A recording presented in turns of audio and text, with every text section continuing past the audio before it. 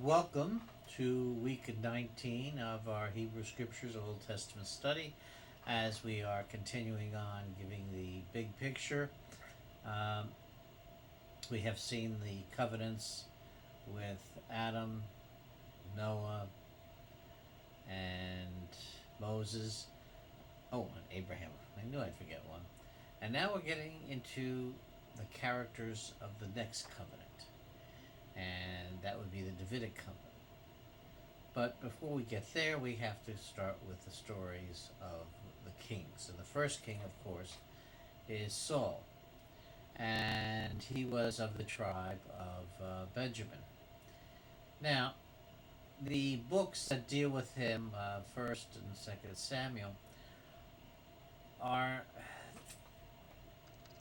they each book took material from two sources when they were put together. So we have conflicting or maybe more divergent views of Saul founded. So if things don't seem to exactly gel together, that's probably the same problem the editors had of getting everything to fit together smoothly. Now, um,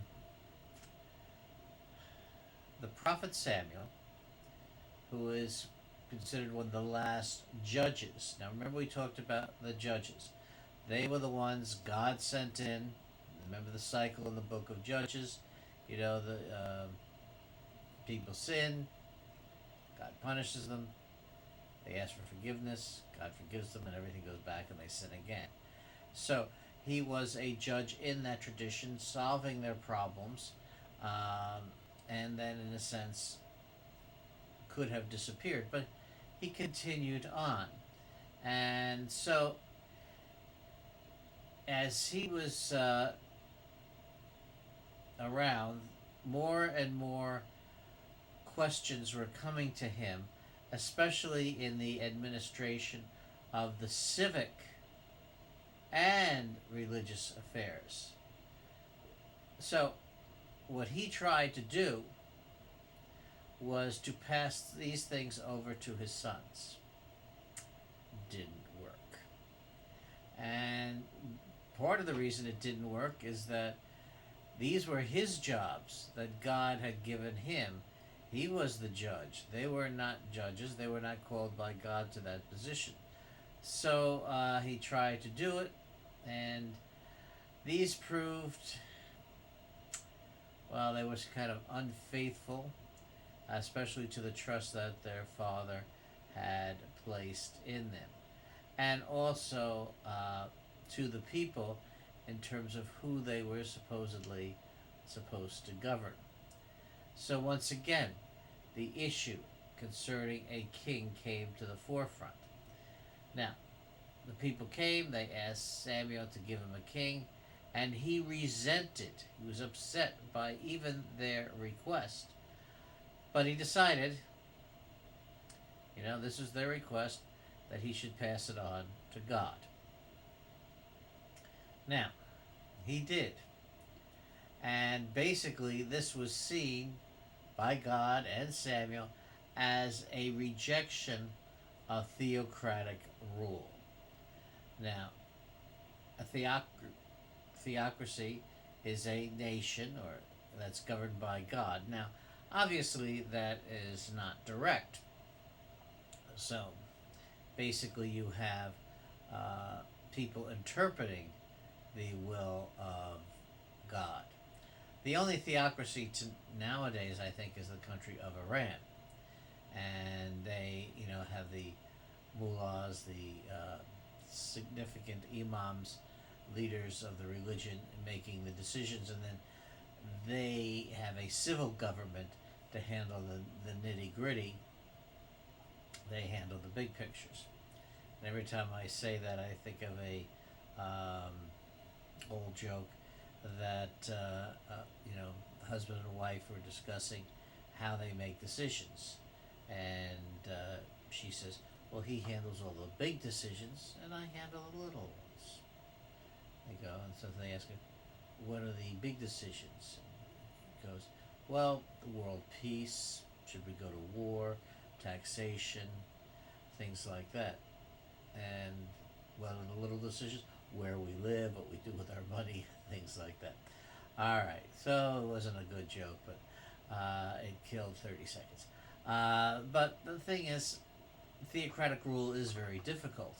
And so, especially when you have people trying to interpret God's will, and whether it be the God of Israel or Allah for Iran.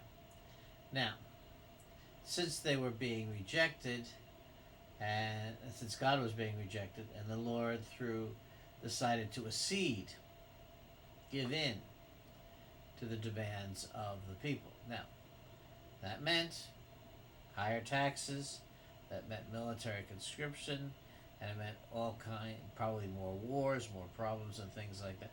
But if this is what you want, God is saying, you got it.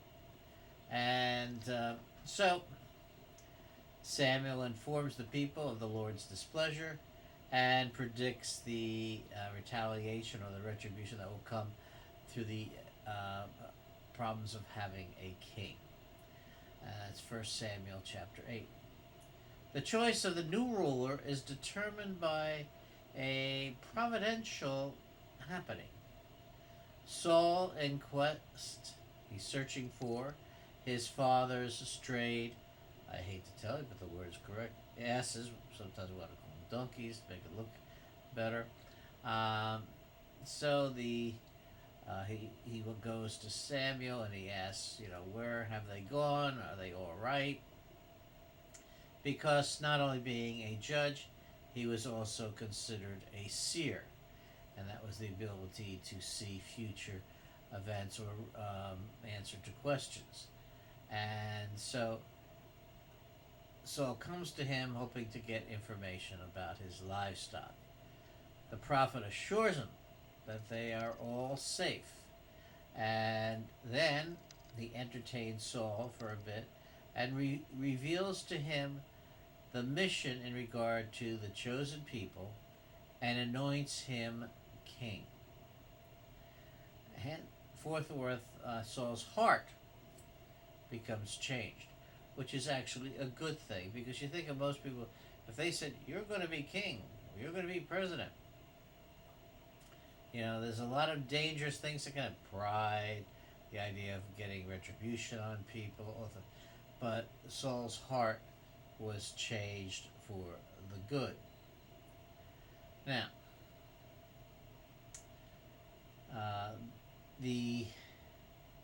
to the surprise of many of the prophecies, in the midst of the company of prophets, 1 Samuel 10:10, a month after these events of the newly chosen king had refrained from asserting royal prerogatives, he justifies his election by defeating the Ammonites and delivering Jabez Gilead. Later he engages in war with the Philistines, and not being in a good position, he presumes to offer a holocaust because Samuel was late. Samuel, the prophet, the priest, the seer, and all of this, was late to offer sacrifice to God before the battle. And so Saul himself took this priestly role because he was, after all, king. So therefore he could do this worship. And,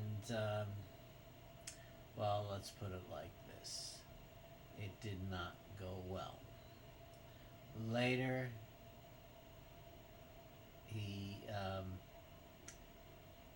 Samuel arrives at the scene, and for this absorption of the priestly function, he is reprimanded, reproved, whatever you want to say, by the prophet. And this is a sign that his leadership is coming to an end. He has gotten on the wrong side of the man who put him in the job, and therefore he's gotten on the wrong side of God.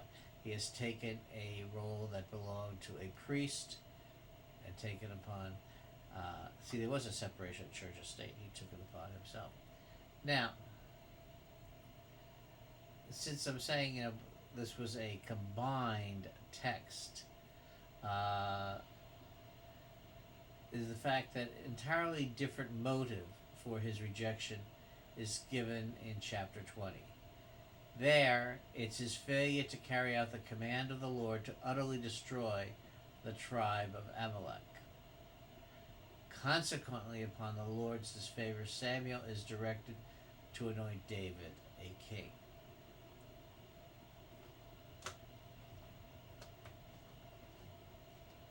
Is my mouse going there?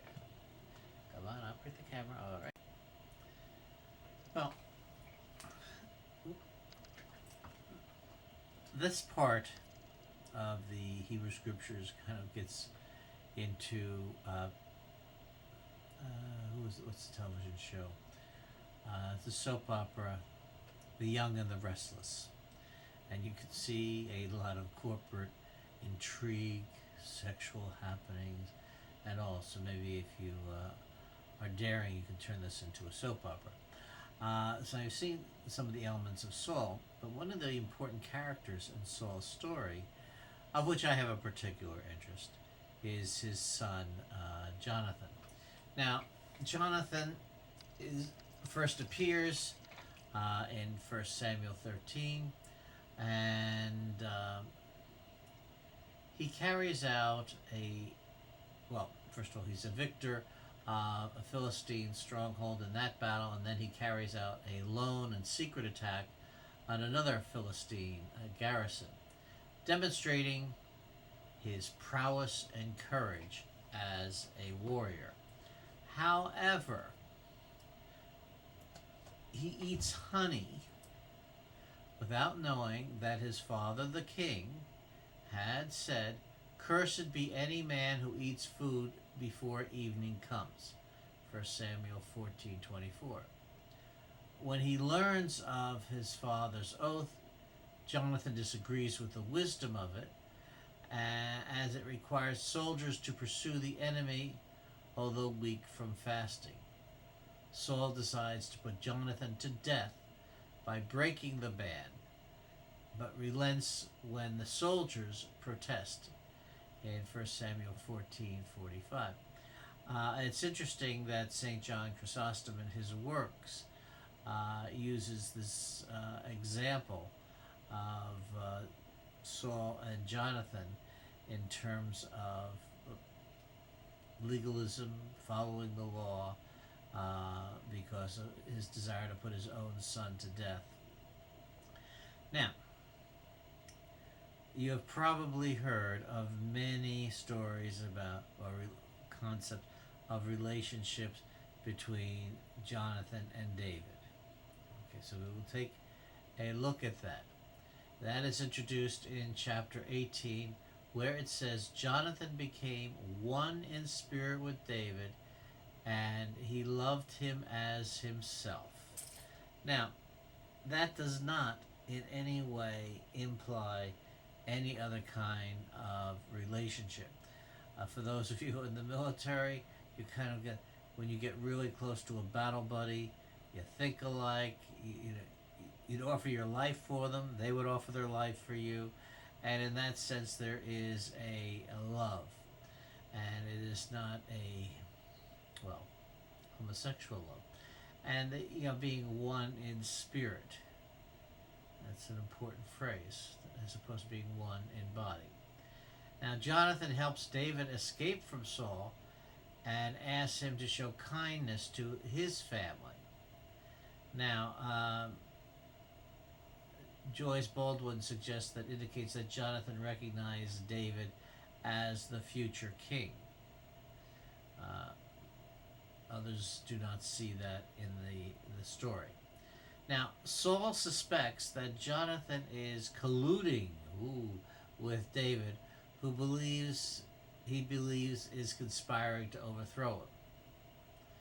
Now, Saul insults Jonathan, calling him the, quote, "son of a perverse and rebellious woman," in 1 Samuel 20, verse 30. Now, this phrase. He's talking about the woman who conceived his son, and it was a common form of insult at the time, like you, kind of like your mother wears army shoes. Some scholars see in this verse support for the theory that the wife of Saul was also the wife of David. Now, some scholars, John Levinson, suggest that the phrase, "to the shame of your mother's nakedness," suggests David's theft of Saul's wife. Saul even went so far as to attempt to kill Jonathan by throwing a javelin at him during a fit of anger. But before this event happened, all Jonathan did was ask his father what David did to him so that he would that he would want David put to death. 1 Samuel 20:33. The last meeting between Jonathan and David would take place at Horesh during Saul's pursuit of David. These two would make a covenant before the Lord before going their separate ways in 1 Samuel 23, verse 15, where it says, 23:15, come on. And David saw that Saul was come out to seek his life, and David was in the wilderness in a wood. And Jonathan, Saul's son, arose and wanted David in the wood, strengthened his hand in God. And he said unto him, Fear not, for the hand of Saul my father shall not find thee, and thou shalt be king over Israel, and I shall be next unto you, and that also Saul my father knows. And the two made a covenant before the Lord, and David abode in the wood, and Jonathan went to his house. So, I just also mentioned when Jonathan talks about his family, he had a son. And the son is referred to in 2 Samuel 4:4, where it says, Jonathan, the son of Saul, had a son who was crippled in his feet. He was 5 years old when the news about Saul and Jonathan came from Jezreel, and his nurse took him up and fled. And as she fled in haste, she fell and became lame, and his name was Mephibosheth. So the saga continues, and now we return to the story of Saul. Now, let's see, let's organize you. There was a new invasion by the Philistines.